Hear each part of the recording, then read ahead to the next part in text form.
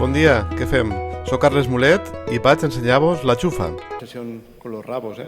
Por suerte, ustedes venían aquí a cortar rabos y se van con el rabo entre las piernas. No sé cuánta gente sabrán ustedes que tienen lesionadas por rabazos. Imagino que será un gran problema social. He visto el vídeo de las intervenciones y hablaban del efecto látigo que podía causar daños a las personas. No sé, imagino que habrá mucha gente lesionada por rabazos. No sé, es cierto que existen razas con rabos muy grandes.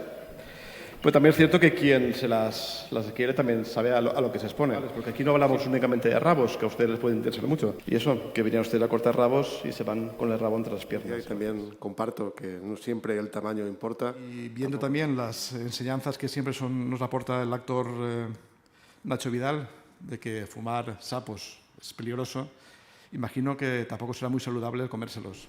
¿Soy imbécil? ¿Soy imbécil?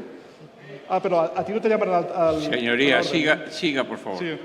Bueno, prefiero ser imbécil que no un corrupto. Me acaban de llamar imbécil. Pues bueno, esta es la educación que usted se verá cada vez que vendrá así.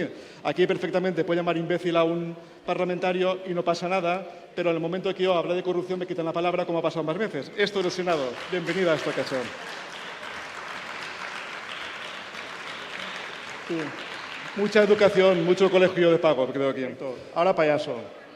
Continúen y den muestra de su gran educación. Ahora payaso, y al que me van a quitar la palabra es a mí, simplemente por explicar lo que ha dicho la justicia. La justicia ha condenado en 2 sentencias a un partido político. Por favor, señorías. Pues más que tú, seguramente.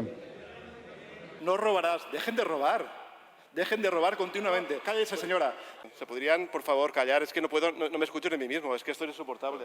Si no les interesa, estén callados, jueguen con el móvil, pero dejen que la gente pueda hablar y pueda, sobre todo, escuchar. Senadores, senadoras, vamos a morir todos. ¡Que te calles, diablo de los cojones!